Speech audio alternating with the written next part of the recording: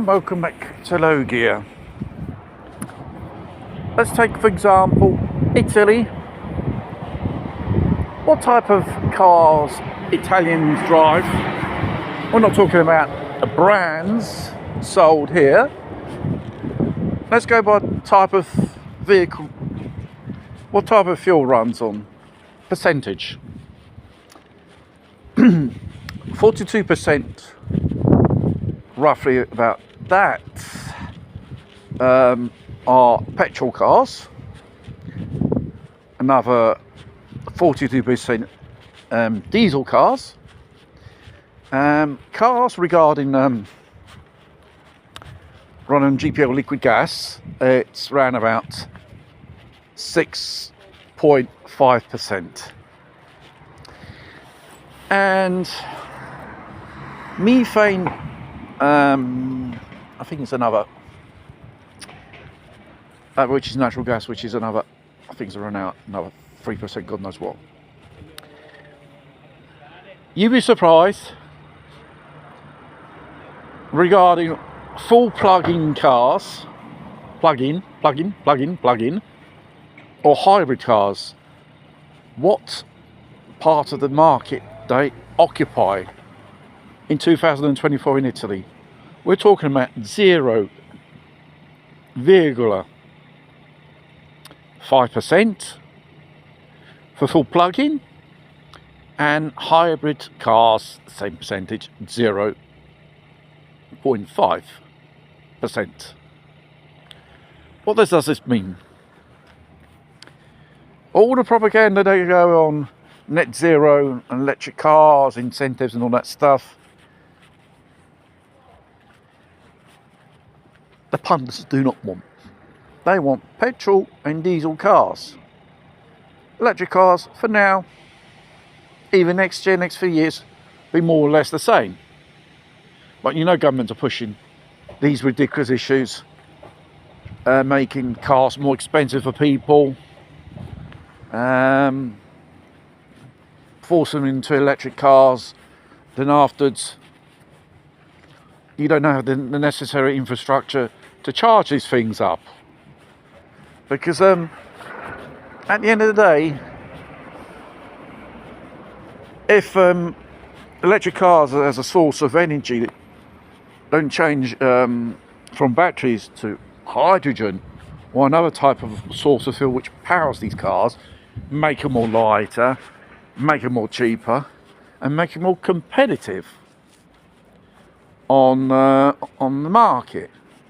This is what we really want. If you want to pass from fossil fuel to an alternative, full electric won't be your answer for the future, because the experts say now, they're admitting it, will take decades to create the market, create the necessary infrastructure,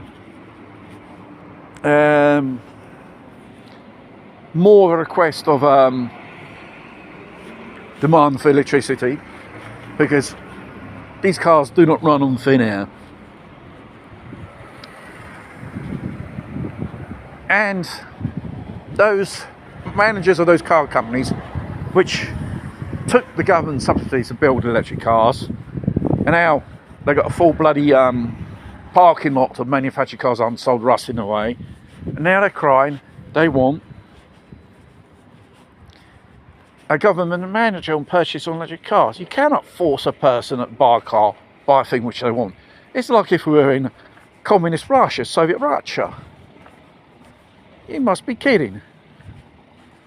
And this is the wrong way around. These things are too bloody expensive. They have safety issues regarding the battery and how far you can run on a full charge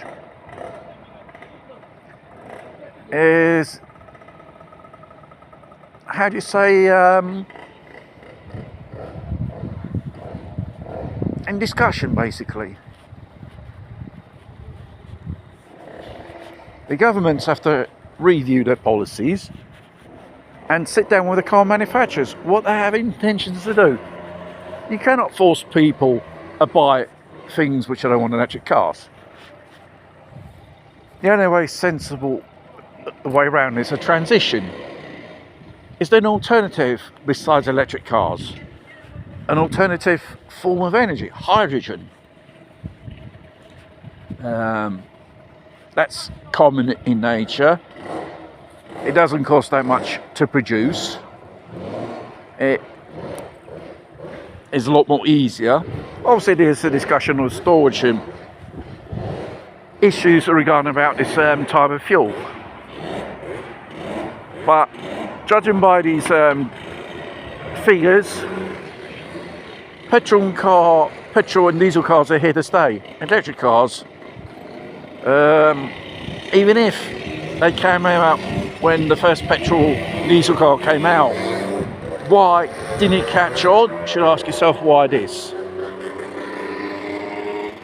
Because petrol is more easier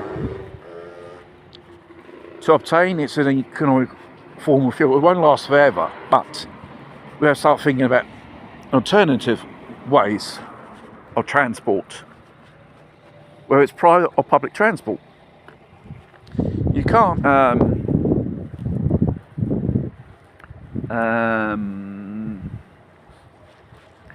base on full electric lithium batteries. No. You have to start studying alternatives, because regarding lithium batteries and the resources available, 50 years will last. If you manage to recycle these things, up to 100 years. And what else afterwards?